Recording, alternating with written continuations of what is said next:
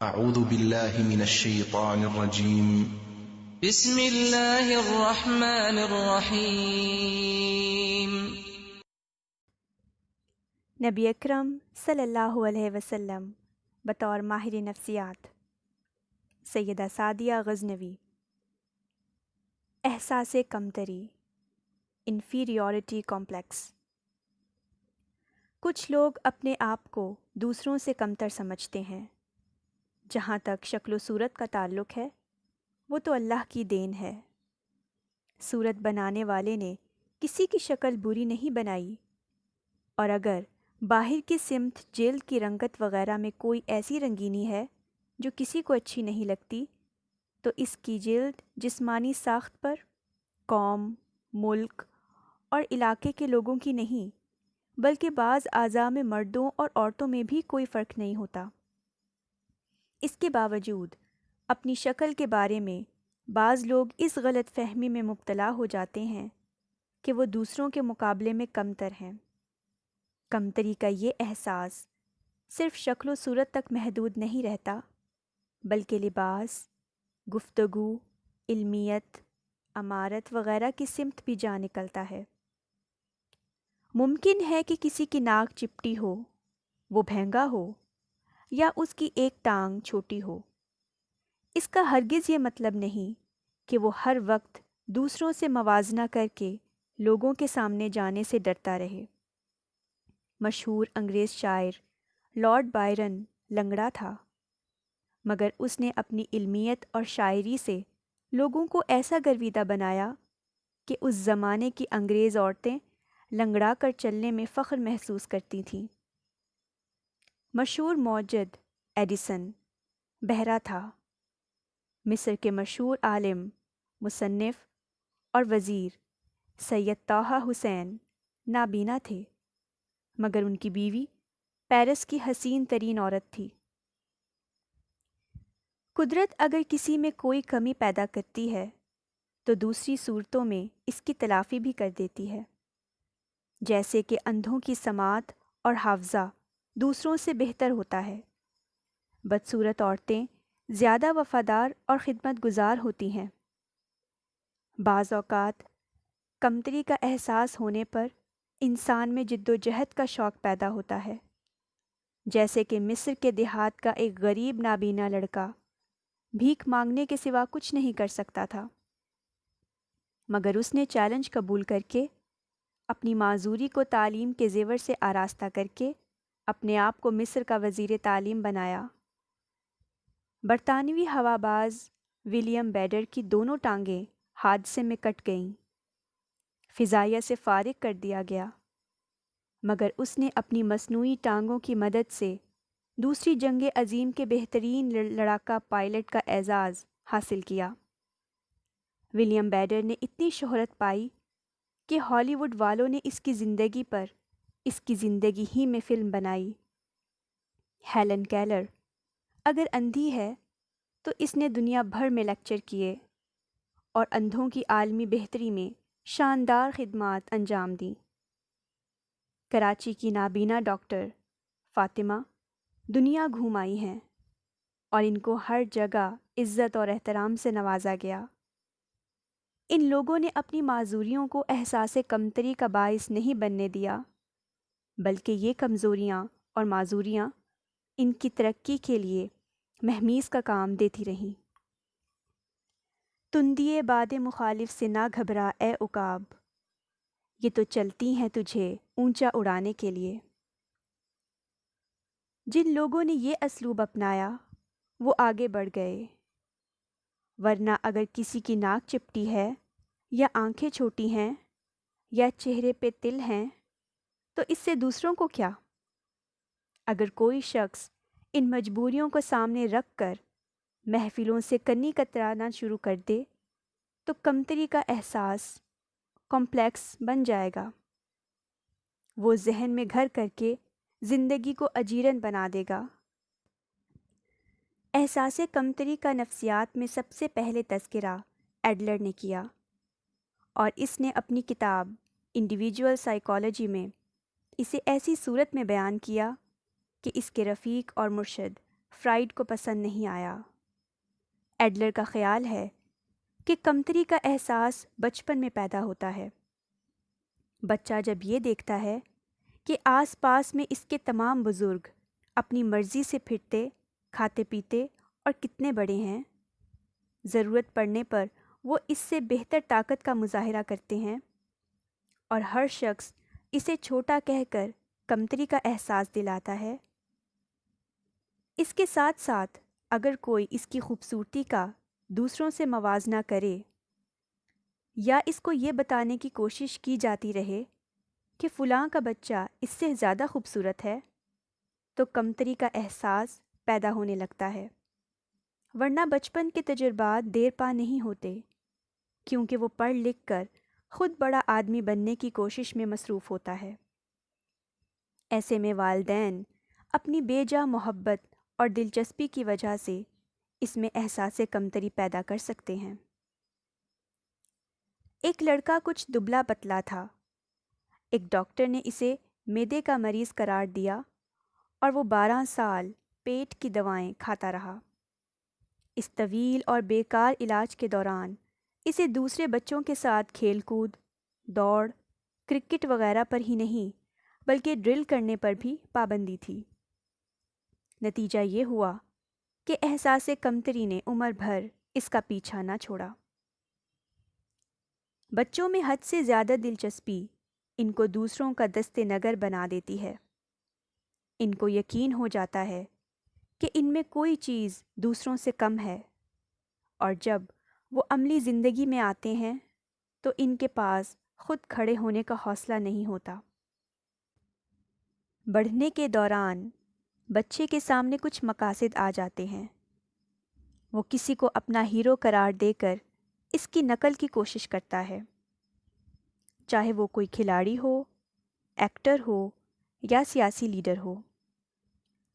ایک مشہور عالم دین کالج کے زمانے میں آئینے کے سامنے کھڑے ہو کر مولانا ابوالکلام آزاد کے انداز تخاطب کی نقل کرتے تھے۔ ایک مشہور لیڈر مولانا آزاد کی عبارتوں کو یاد کر کے تقریروں میں ان کو استعمال کرنے کی مشق کرتے رہتے تھے۔ کسی کو اپنا محور بنا لینا اچھی بات ہے، اس سے آگے بڑھنے کا شوق پیدا ہوتا ہے، لیکن یہ محور اچھی قسم کا ہونا چاہیے۔ امریکی اور بھارتی فلموں میں مار دھاڑ دیکھ کر بچے خوش ہوتے ہیں۔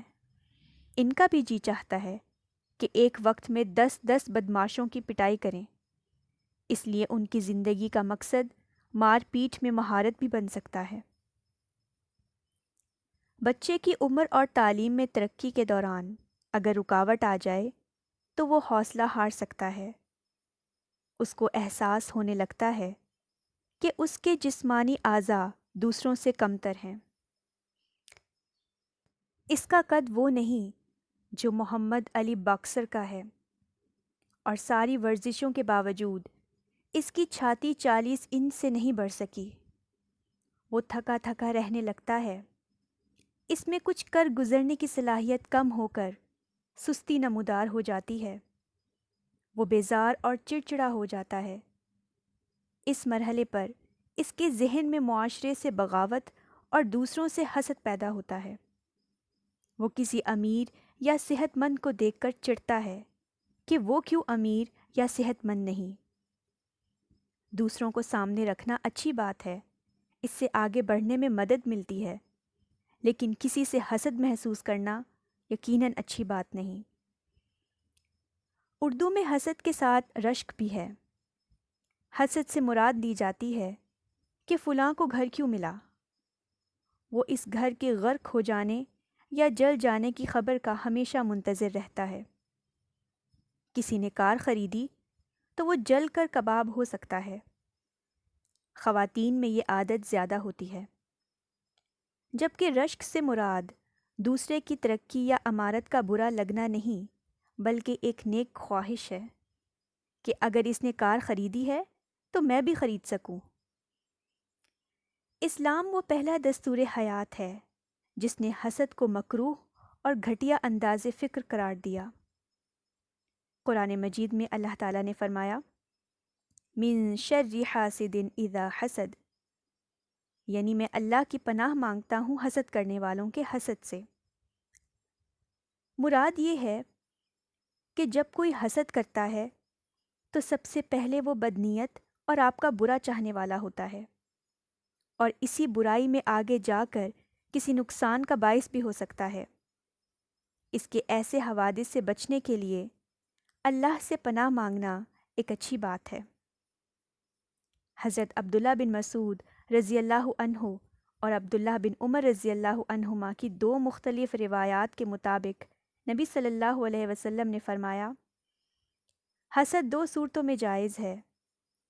ایک تو وہ اگر کوئی شخص قرآن کا حافظ ہے یا اس کا علم رکھتا ہے، پھر اس علم کو لوگوں میں عام کرتا ہے تو اس سے حسد کرنا چاہتے ہیں، اور دوسرے اس دولت مند سے جو اپنے مال کو خلق خدا کی بہتری کے لیے استعمال کر رہا ہے۔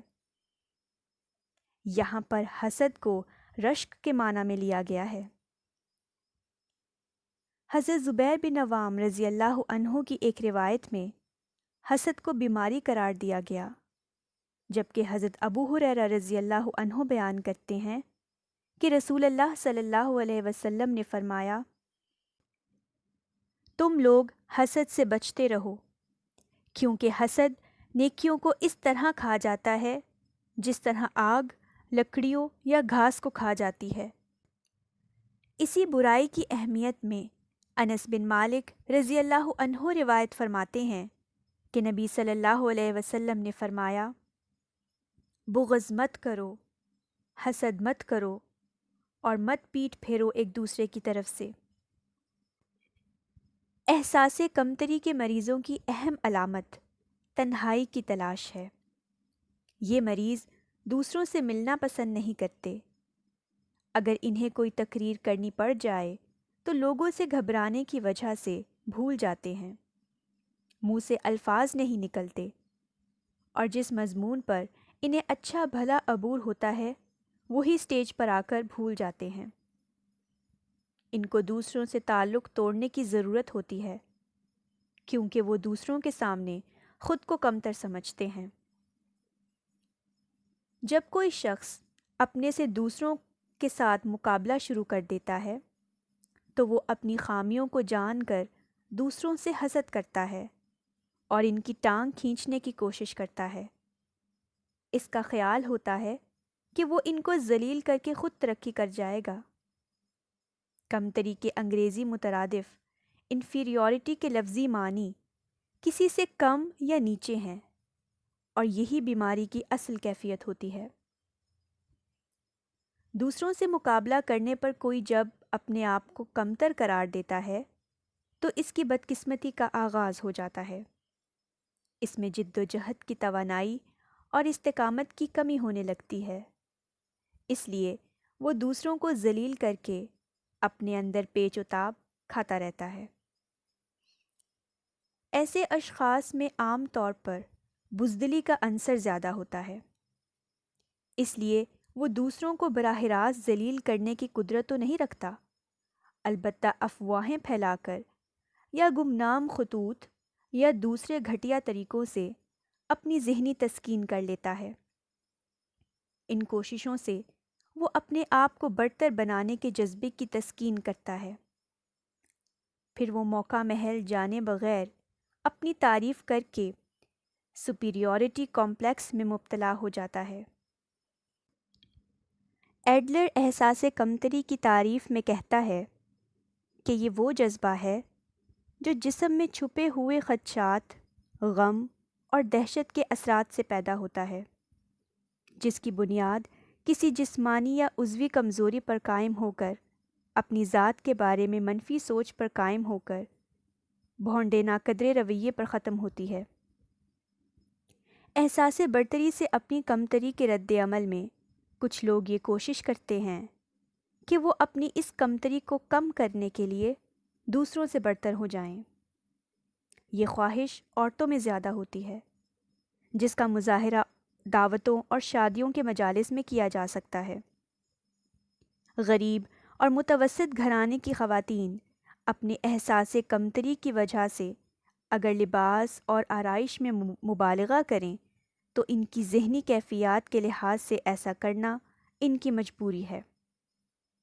کم حیثیت کی عورتوں کو دعوتوں کے دوران اپنی کمتری کا احساس زیادہ ہونے لگتا ہے، اور ایسا کرنے میں امیر گھرانوں کی عورتیں ان کو مجبور کرتی ہیں، کیونکہ اگر وہ سج دھج سے نہ جائیں تو ان کی قدر کم ہوتی ہے، اس لیے وہ جہاں سے بھی ممکن ہو بہترین لباس اور زیور حاصل کرتی ہیں۔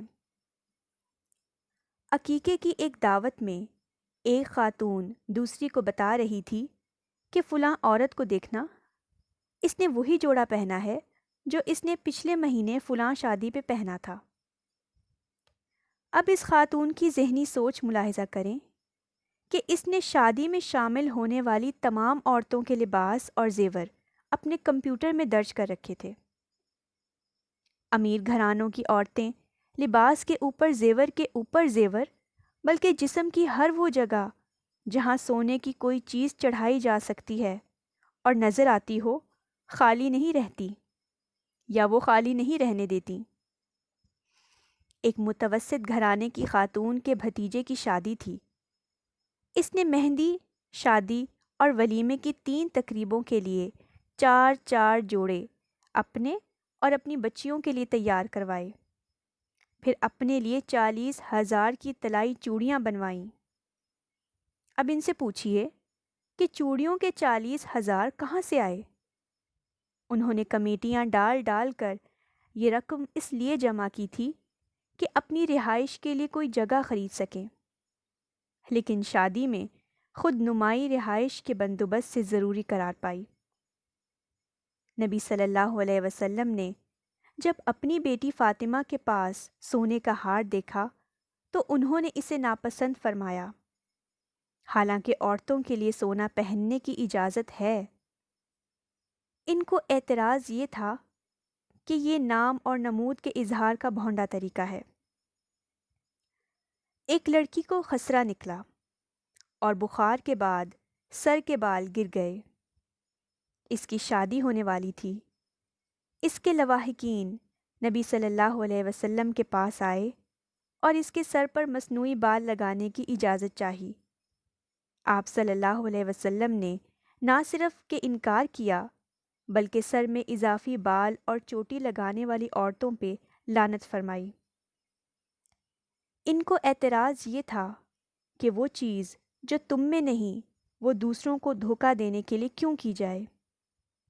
اگر لڑکی کے بال خسرہ سے گر گئے ہیں تو وہ جس طرح اور جیسی ہے سسرال والے دیکھ کر قبول کر لیں۔ ایسی لڑکی کے سر پر وگ لگا کر شادی کے عمل سے تو گزارا جا سکتا ہے، لیکن یہ بناوٹ چند دن میں واضح ہو جائے گی اور عین ممکن ہے کہ اسے وہاں سے ذلیل کر کے نکالا جائے۔ حال ہی میں ایک لڑکی کے رشتے کی بات چل رہی تھی۔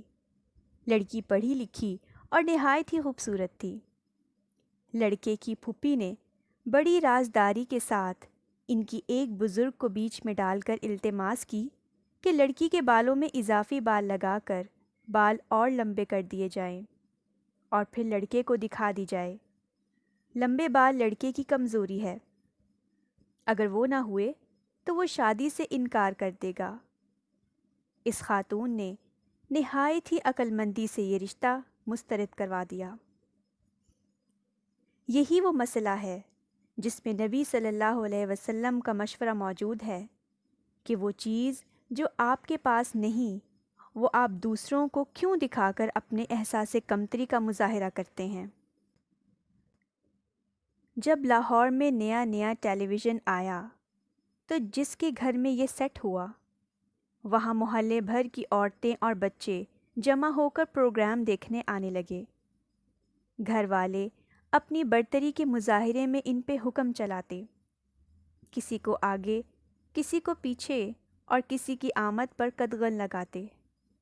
بچوں کے ماں باپ روز کی ذلت کا عذر بنا کر ٹیلی ویژن خریدنے کے لیے نکلے۔ اتنی رقم تو ہر کسی کے پاس نہیں تھی۔ لوگوں نے ہوشر باسود پر پٹھانوں سے قرض لیے۔ ہماری جاننے والی ایک خاتون نے اپنی طلائی چوڑیاں بیچ کر رنگین ٹی وی خرید لیا۔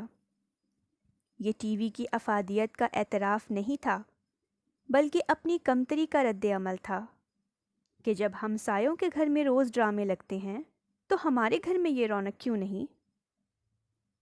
اپنے احساس کمتری کی تسکین کے لیے لوگوں سے مقابلے کے لیے کون کون سے جتن کرتے رہیں گے آپ؟ اس دوڑ میں شامل ہونے کی بجائے اگر یہ بات سمجھ لی جائے کہ صبر بھی ایک چیز ہے، دوسروں کا منہ لال دیکھ کر اپنا پیٹ پیٹ کر لال کر لینا حماقت ہے۔ بڑے آدمیوں کو دیکھ کر یا ان سے بات کرتے وقت جھکنا، دونوں ہاتھوں سے مصافحہ کرنا احساس کمتری کی علامت ہے۔ 1919 میں جب جنرل ڈائر نے امرتسر میں مارشل لاء لگایا تو شہریوں کو ذلیل کرنے اور ان کو کمتری کا احساس دلانے کے لیے حکم جاری کیا کہ جب بھی انگریز یا میم کسی بازار سے گزرے، ہر دکاندار ان کے احترام میں کھڑا ہو جائے۔ جب کوئی فوجی افسر بازار سے گزرے، ہر شخص کھڑا ہو کر اس کو فوجی سلیوٹ کرے۔ اسلام ایسی تمام بےہودگیوں کو توڑنے والا رہا ہے۔ ایک شخص نبی صلی اللہ علیہ وسلم سے کسی ملکی معاملے میں گفتگو کرنے آیا۔ دوران گفتگو اس کا جسم پھڑک رہا تھا، یعنی وہ کپ کپا رہا تھا۔ حضور اکرم صلی اللہ علیہ وسلم نے محسوس کیا کہ یہ شخص ان سے ہیبت زدہ ہے۔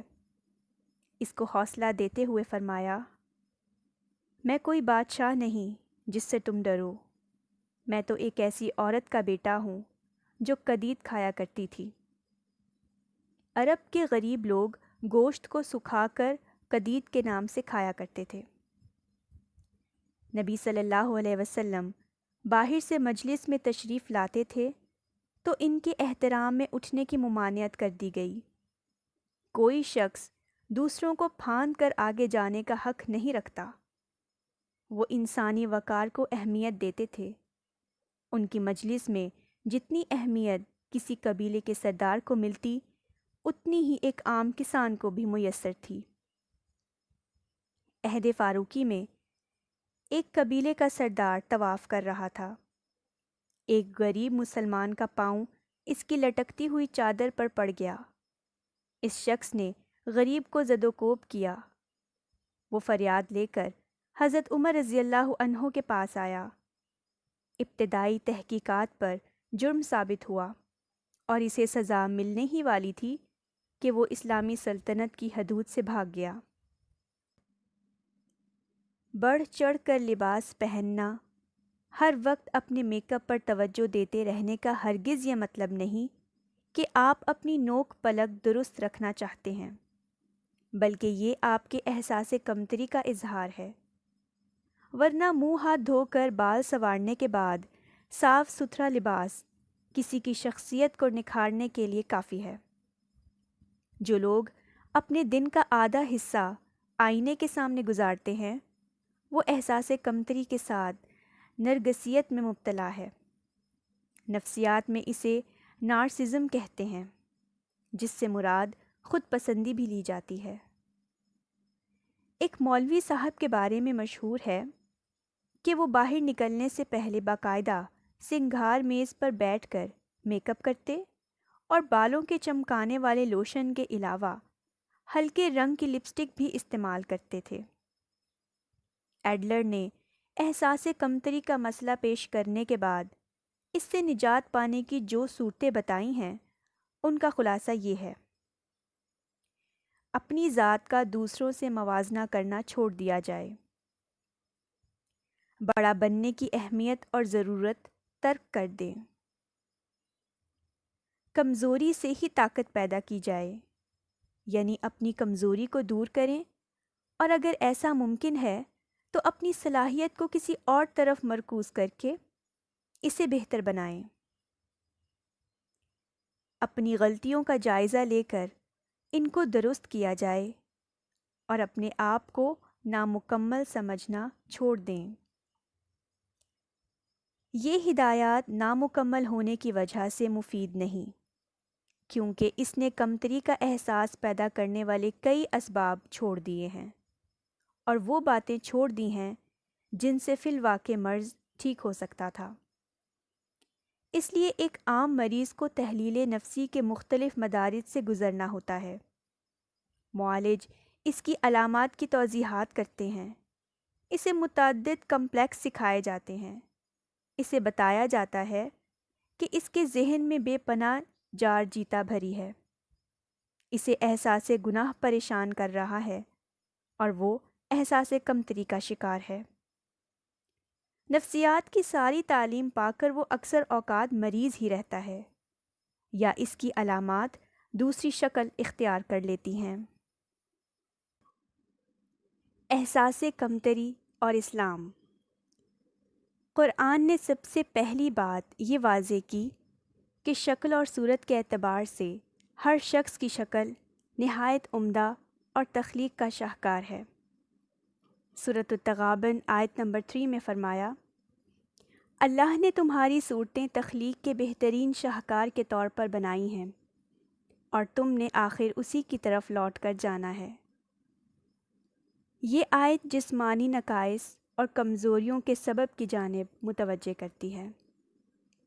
قبائلی برتری اور ذات پاک کی نوعیت کے بارے میں فرمایا، ہم نے تمہیں بطور مرد اور عورت بنایا ہے، اور تمہیں رنگ اور نسل سے قبائل کی صورت اس لیے بنایا تاکہ تم پہچانے جا سکو، لیکن اللہ کے نزدیک سب سے بہتر وہ ہے جو سب سے زیادہ متقی ہو، اور یہ جان رکھو کہ اللہ تعالیٰ ہر چیز کو جاننے والا اور علم رکھنے والا ہے۔